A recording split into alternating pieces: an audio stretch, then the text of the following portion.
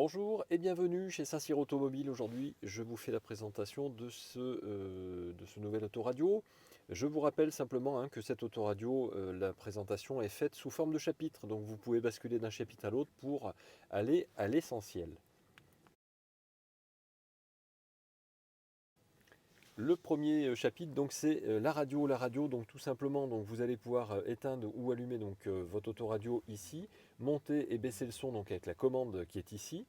Vous pourrez choisir donc ici d'avoir une fréquence différente et donc votre radio va choisir la fréquence et s'arrêter donc sur celle qu'elle capte. Donc ici à gauche et à droite pour monter ou descendre les fréquences et ici pour faire un changement de fréquence de façon manuelle. Vous voyez, à chaque fois que vous appuyez, vous enlevez 5 de votre mégahertz. Une fois qu'elle s'est positionnée donc sur une radio, et si la radio est équipée donc avec le RDS, donc la recherche des stations, à ce moment-là, le nom de la station s'affichera. Et si vous voulez mémoriser cette station, il vous suffira de laisser le doigt appuyé donc, sur les numéros qui sont ici, et donc vous aurez effectivement la mémorisation qui sera prise en compte. Et donc ensuite, vous pourrez passer de l'une à l'autre, et à chaque fois que vous appuyez sur le bouton, vous verrez apparaître donc les différentes stations. Vous avez ensuite deux possibilités pour les choix donc, des fréquences. Ici la bande, donc moyennes ondes et longues ondes. Et de ce côté-là, vous avez donc la possibilité de lister donc, les radios que votre radio, elle, a captées. Et donc vous allez utiliser les petites flèches ici pour basculer d'une radio à l'autre. Tout est réglé par ordre alphabétique. Donc si vous cherchez Chéri FM, vous remontez tout en haut pour aller jusqu'à la lettre C et vous verrez apparaître donc ici, voilà, Chéri FM. Il vous suffit de vous mettre dessus, d'appuyer sur OK et ça lance Chéri FM. On va passer à la clé USB. Si vous avez mis donc une clé USB dans le support, il vous suffira simplement de changer de source ici. On va baisser le son, mais vous changez de source et vous passez donc de la source USB à éventuellement une autre source, c'est-à-dire à la source radio si vous voulez revenir à la radio. Et si vous avez associé un téléphone en Bluetooth, vous pourrez passer donc à la lecture de la musique en Bluetooth, tout simplement.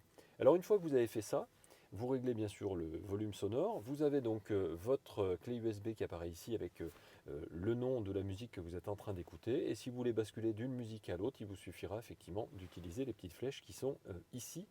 Si vous voulez lister eh bien, tout ce que vous avez sur la clé USB, il vous suffira d'appuyer sur liste et ensuite vous allez donc vous déplacer comme tout à l'heure pour les stations donc, dans votre clé USB avec les petites flèches. Vous appuyez sur OK et vous lancez effectivement la musique de votre choix. Si vous voulez faire apparaître en plein écran, vous appuyez sur le petit onglet qui est ici et là vous voyez donc toute votre musique qui apparaît en grand écran pour voir bien correctement et à la fois donc la racine, c'est-à-dire le dossier, et à la fois donc si vous avez un album, le titre de l'album et ensuite le titre de la chanson. On va passer à l'onglet menu donc, qui est ici. L'onglet menu, c'est ce qui vous permet ici de choisir donc grâce à OK les paramètres de la radio. Donc vous validez le paramètre de la radio. Par exemple, ici vous souhaitez faire apparaître donc, le suivi donc, des fréquences RDS, c'est-à-dire qu'en appuyant ici sur OK, vous avez validé la petite coche et la petite coche vous permet tout simplement d'avoir le nom de la station qui s'affiche et de préserver toujours cette radio, même si vous roulez, par exemple vous partez de chez nous, de Saint-Cyr et vous allez à Paris, et que vous écoutez Chéri FM, ça ne sera jamais la même fréquence, mais par contre, ça sera le même nom de station, donc ça gardera le nom de la station et ça vous permettra d'avoir toujours le suivi de la station au fur et à mesure de votre parcours. Vous validez donc avec OK pour sortir, vous retournez sur menu et à ce moment-là sur le menu vous allez chercher donc l'ordinateur de bord. Vous avez donc ici en appuyant sur OK le journal des alertes qui vous permet de savoir si vous avez des défauts sur votre véhicule. Vous faites marche arrière ici et vous pourrez aller donc dans la configuration.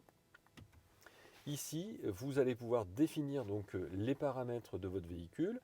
Alors, paramètres de détection d'inattention, ça c'est simplement si votre voiture commence à aller à droite et à gauche et avoir un comportement routier qui est dangereux, votre véhicule comprendra que vous êtes en train de vous endormir et donc vous n'avez plus la bonne attention et à ce moment-là, il vous mettra une alerte. Donc c'est pour ça que c'est bien de le cocher.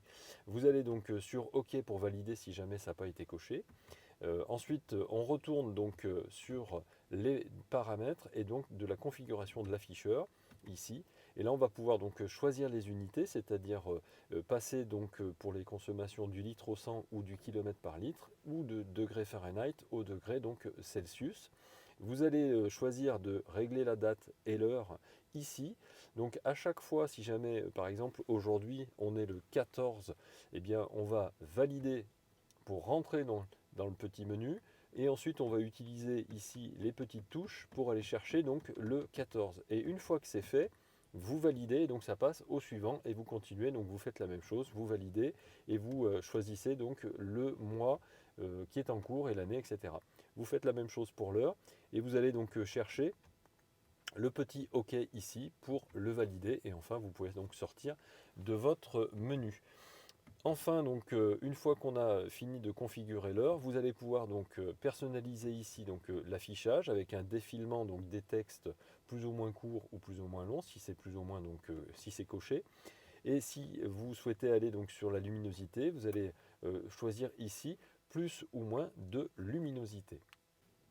Et donc pour régler la luminosité, vous mettez bien sur le moins ou sur le plus. Et une fois que vous êtes mis sur le moins ou sur le plus, vous allez pouvoir donc utiliser tout simplement donc, votre validation. On va y aller. On valide avec OK. Et donc effectivement, comme on est mis sur le moins, à chaque fois que j'appuie sur OK, ça va valider donc moins de lumière. Et si je me mets sur le plus, ça validera plus de lumière. Je fais marche arrière et ensuite j'ai le choix de la langue. Pareil, donc grâce à OK, je vais pouvoir donc choisir la langue désirée pour l'écran.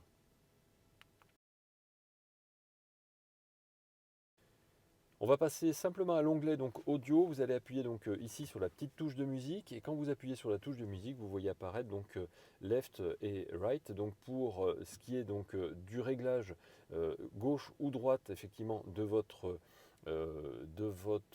haut-parleurs.